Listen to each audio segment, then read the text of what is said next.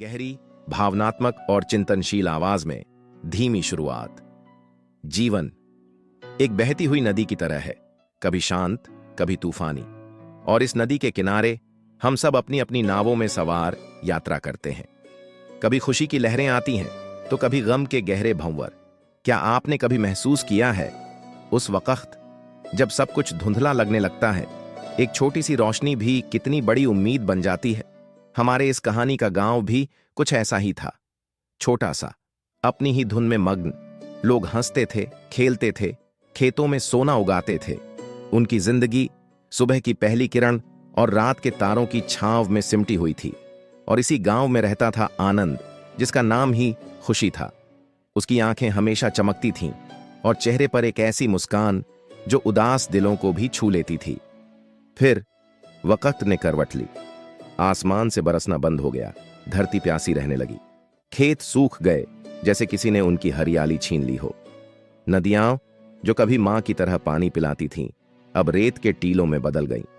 गांव में सन्नाटा छा गया, लोगों के चेहरे मुरझा गए, उनकी बातों में कड़वाहट घुल गई। हर तरफ चिंता और निराशा का अंधेरा था। उस अंधेरे में भी एक दीपक जलता रहा, आनंद की मुस्कान। वह आज भी हर किसी से उसी वार्मथ से मिलता जैसे कुछ हुआ ही न हो। वह उनकी मदद के लिए दौड़ता बिना किसी शिकन के। कुछ लोगों की निराशा और गुस्से का भाव में, ये कैसा आदमी है, कुछ बुदबुदाते, हमारा गला सूख रहा है और इसे हंसी सूझ रही है। उनके दिलों में दर्द था और उन्हें आनंद की बेफिक्री शायद उनका मजाक उड़ाती लगती थी। आनंद की शांत और दृढ़ आवाज में बोला, दुखी होने से क्या बदलेगा, आओ मिलकर कोई रास्ता ढूंढते हैं। उम्मीद की किरण को बुझने मत दो। उसकी आवाज में एक अजीब सी शक्ति थी, एक ऐसा विश्वास जो दूसरों को भी थोड़ा सा सहारा दे जाता था। जब गांव वालों ने हार मान ली और अपने घरों को छोड़ने का फैसला किया तो आनंद आगे आया। वह जानता था कि कहीं ना कहीं कोई उम्मीद जरूर बची होगी। मैंने सुना है पहाड़ों में एक संत रहते हैं, सुना है उनके पास हर दर्द की दवा है, क्यों ना हम उनसे मिलकर देखें। वॉयस ओवर, आवाज में संशय और फिर धीरे धीरे स्वीकृति का भाव। रास्ता लंबा था, मुश्किलों से भरा, पर आनंद की आंखों में एक ऐसी चमक थी, एक ऐसा भरोसा कि कुछ युवा उसके साथ चलने को तैयार हो गए। शायद उन्हें भी उस मुस्कान में कोई जादू दिख गया था। थक हार कर जब वे संत की कुटिया पर पहुंचे तो उन्होंने देखा कि संत भी किसी गहरी चिंता में डूबे हैं। आनंद ने उन्हें प्रणाम किया और उसके चेहरे पर वही शांत निश्चल मुस्कान थी। संत की हैरान और जिज्ञासु आवाज में, बेटा, संत ने पूछा, इतनी बड़ी विपदा में भी तुम्हारे चेहरे पर यह शांति कैसी?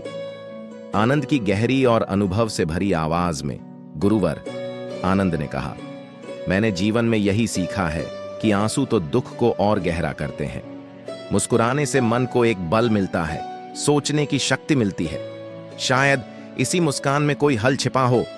संत ने आनंद की आंखों में देखा और उन्हें एहसास हुआ कि यह युवक जिसने इतनी पीड़ा देखी है फिर भी उम्मीद का दामन नहीं छोड़ रहा, ने उन्हें एक गुप्त झरने का रास्ता बताया, एक ऐसा स्रोत जो पहाड़ों की गहराई में छुपा था। गांव वालों की खुशी का ठिकाना न रहा जब वे उस अमृत जल को अपने गांव ले आए। सूखा खत्म हुआ, खेत फिर से हरे भरे हो गए और लोगों के चेहरों पर वही पुरानी हंसी लौट आई।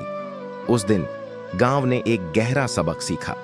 उन्होंने जाना कि आनंद की मुस्कान सिर्फ एक आदत नहीं थी, यह जीवन को देखने का एक नजरिया था। यह एक ऐसी शक्ति थी जो बड़ी से बड़ी मुश्किलों का भी सामना कर सकती है। याद रखिए दोस्तों, जीवन में धूप छांव तो आती जाती रहेगी, पर आपकी मुस्कान, वह आपकी अपनी है। उसे कभी मुरझाने मत दीजिए, क्योंकि क्या पता आपकी वही एक मुस्कान किसी और के लिए उम्मीद की किरण बन जाए और आपके अपने जीवन की हर मुश्किल का हल भी बन जाए।